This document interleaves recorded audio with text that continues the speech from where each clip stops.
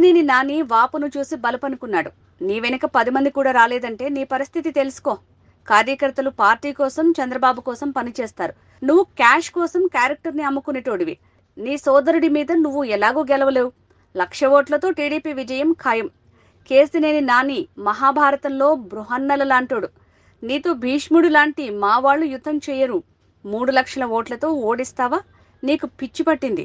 ముందు ముందు నీకు మొసళ్ల పండుగ ఉంది అని బుద్ధ వెంకన్న అన్నారు. తెలుగుదేశం పార్టీ సింబల్ మీద చంద్రబాబు నాయుడు గారు సంతకం పెట్టి ఇచ్చినటువంటి బీ ఫారం మీద 2 సార్లు విజయవాడ పార్లమెంటు మెంబర్గా గెలిచినటువంటి ఊర పంది కేశినేని నాని అనే ఒక చీటర్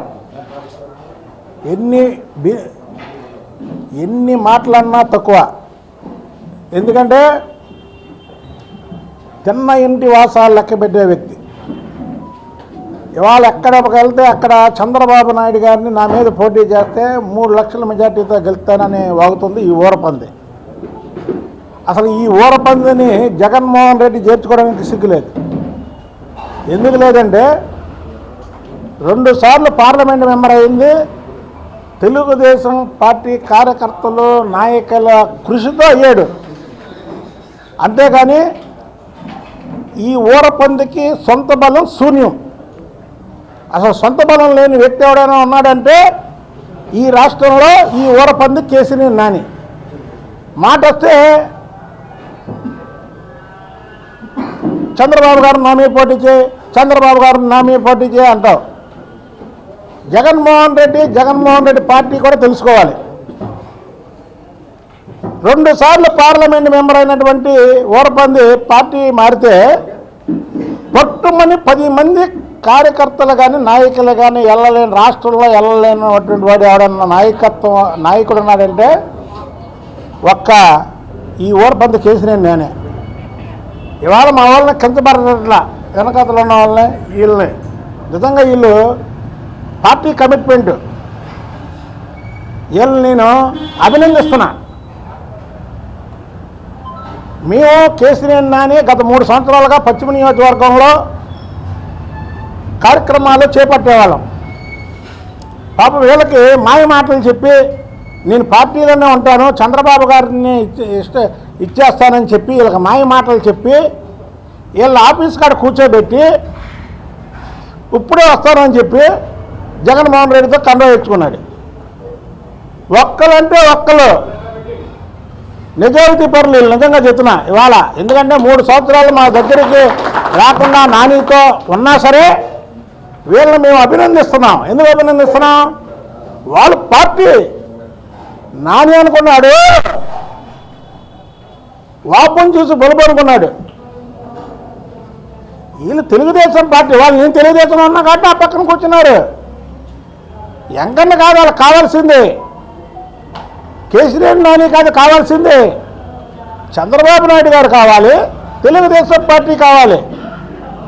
ఒక్కడంటే ఒక్కడిని కూడా తీసుకెళ్ళినటువంటి నువ్వు ఇవాళ చంద్రబాబు నాయుడు గారిని నా మీద పోటీ చెయ్యి 3 లక్షలతో గెలుతానంటావా? బృహన్నల అంటాడు నువ్వు. విజయవాడలో బృహన్నల లాంటోడివి నువ్వు.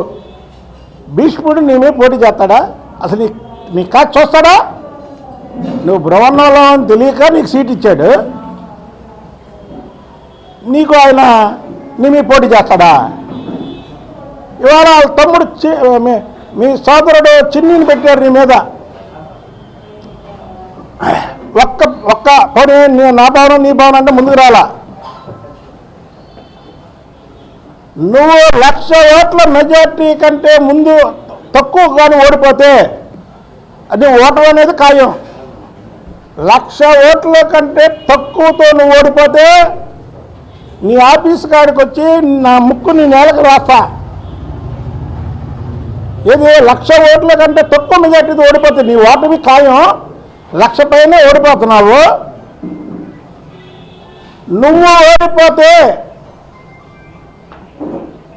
చంద్రబాబు గారి కటౌట్ అక్కడ పెడతాం, పాదాలు పట్టుకొని అయ్యా నేను తప్పు చేశాను, బృహన్నల లాంటి నాకు నువ్వు టికెట్ ఇస్తే 2 సార్లు పార్లమెంట్ మెంబర్ని చేస్తే నిన్ను మోసం చేయడమే కాకుండా నిన్ను నానా మాటలు అన్నాను, నా తప్పు క్షమించండి అయ్యా, పైన నరకంలో ఎలాగా నాకు శిక్ష పడిద్ది, నరకంలో ఎలాగా నన్ను రప్పాలతో కోస్తారు, సలసలో మాడే నూనెలో వేస్తారు, నేను చేసిన పనికి నన్ను అంటలతో కొడతారు పైన, కానీ ఇక్కడ నువ్వు నన్ను క్షమించానంటే కొద్దిగా నాకు బాగుంటుందని నువ్వు అనగలవా? చేసిన నాని పిచ్చి పిచ్చికో మాటలు మాట్లాడకు. నిన్ను ఉత్తర కుమారుడు అన్నం కూడా చాలా ఎక్కువ.